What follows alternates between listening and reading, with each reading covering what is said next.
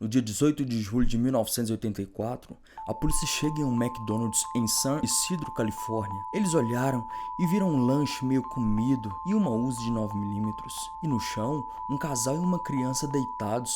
Havia ali 21 corpos de pessoas que foram ali para comer um lanche, sem saber que seria sua última refeição. Os policiais disseram que era uma cena apocalíptica. Esse foi o massacre do McDonald's. E aí, aqui é Gabriel Wins, está começando mais uma Quinta Sombria. Se inscreve no canal para acompanhar mais histórias como a de hoje. E aproveita e me segue nas redes sociais. Aqui tem vídeo longo toda terça e quinta. Ai, que demais. Bora pro vídeo. Nasceu em 1942 de uma família extremamente religiosa, James Rubest. Ele teve uma infância particularmente muito difícil, crescendo em Canton, Ohio. Quando ele tinha apenas 3 anos de idade, ele contraiu poliomielite, obrigando ele a usar aqueles aparelhos horríveis nas pernas. E quando chegou o dia de finalmente tirar, infelizmente ele descobriu que mancaria para o resto de sua vida. Já não fosse o sofrimento bastante, alguns anos depois, a sua mãe o abandonou, deixando seu filho de 8 anos arrasado. Ele tinha uma natureza introvertida e tímida. Devido a isso e o seu andado engraçado, o garoto sofria bullying na escola e basicamente não tinha amigos. James então passa a ter um interesse forte por armas e passa a maior parte do seu tempo sozinho no quintal atirando em alvos. Essa era a sua diversão. Após o ensino médio em 1960, vai para a faculdade, onde conhece a sua futura esposa, a Edna, antes de desistir dos estudos. Ele conseguiu um tempo depois uma licença para embalsamar corpos, que basicamente é quando você ajuda a preparar o corpo de uma pessoa morta para os funerais. Em 1965, James e a Edna se casaram e tiveram 2 filhas, Zélia e Cassandra. Mas alguns anos depois, tiveram que abandonar sua casa devido a um incêndio. Eles se mudam então para Kenton, Ohio, o mesmo lugar onde James cresceu.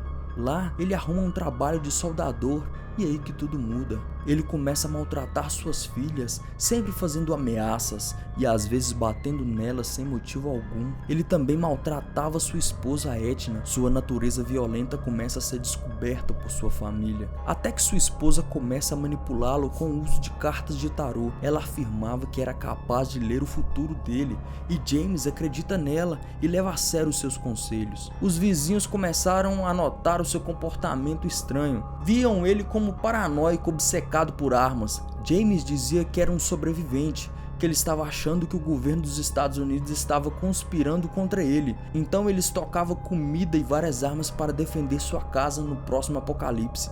Ele tinha um campo de tiro caseiro no porão. Um amigo da família disse que existia tantas armas na casa deles que James, em qualquer lugar da casa, só precisaria estender a mão e pegar uma arma em qualquer momento. Em 1983, ele sofreu um acidente de moto que deixou o seu braço direito com espasmos permanentes, obrigando ele a abandonar o seu cargo de soldador. Em 17 de julho de 1984, um dia antes do massacre do McDonald's, James liga para um centro de saúde mental em San Isidro, mas nunca recebeu retorno porque escreveram seu sobrenome errado. No dia seguinte, pela manhã, ele leva sua família ao zoológico de San Diego e depois do passeio vão almoçar no McDonald's. Após terminar de comer, eles voltam para casa e James começa imediatamente a pegar várias armas de seu apartamento. Ele veste uma camisa marrom e calças camufladas e dá um beijo de despedida na sua esposa. Ela pergunta onde você está indo. Já vou preparar nosso jantar, ele respondeu. Estou indo caçar humanos. Ele então dirige até o McDonald's mais próximo. Não era o que eles haviam ido almoçar, era outro bem perto de sua casa. Por volta de 3h56 da tarde, James para em uma vaga no estacionamento, pega suas armas e uma caixa com centenas de cartuchos de munição. Enquanto ele caminha pelo San Isidro Boulevard, uma testemunha vê ele com todas aquelas armas e chama a polícia, mas acidentalmente passa o endereço errado. James entra no McDonald's e manda todos se deitarem no chão. Ele então começa a atirar em todos, matando a maioria de suas vítimas nos primeiros minutos. James então começa a executar cada sobrevivente um por um.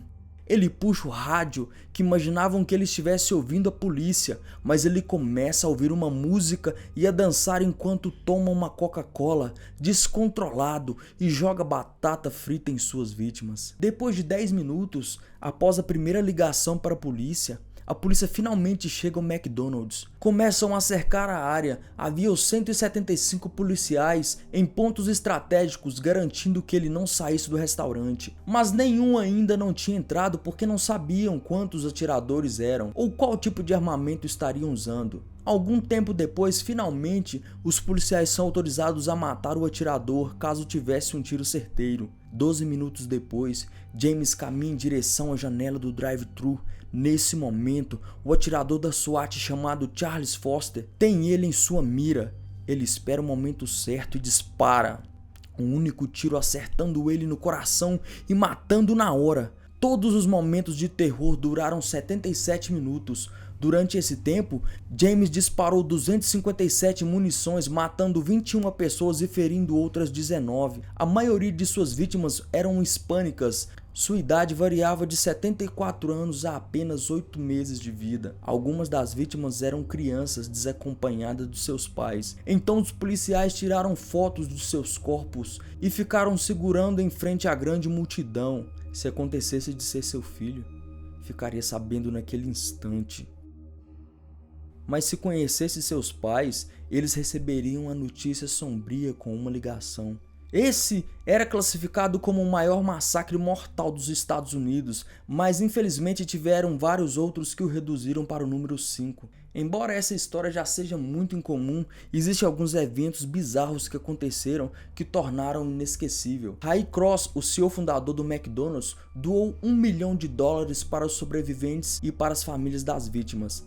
Mas a primeira pessoa a receber o cheque foi a Etna Hubert, a esposa do atirador. Isso causou vários protestos e em 1986 ela levou as coisas um passo adiante, quando ela processou o McDonald's por $7,88 milhões. Ela teve coragem de afirmar que foram os produtos químicos e nuggets de frango que fizeram que o seu marido cometesse o massacre. Felizmente, ela perdeu a causa. E o Isidro McDonald's foi substituído pelo College Swiss Community. E em frente à escola existe um memorial homenageando cada uma das 21 vítimas. Esse foi o vídeo de hoje. Deixa o seu like que vai fortalecer o canal. Comenta aqui embaixo qual caso que você quer ver aqui. Se inscreve no canal para acompanhar mais vídeos como esse. E até o próximo Dia Sombrio.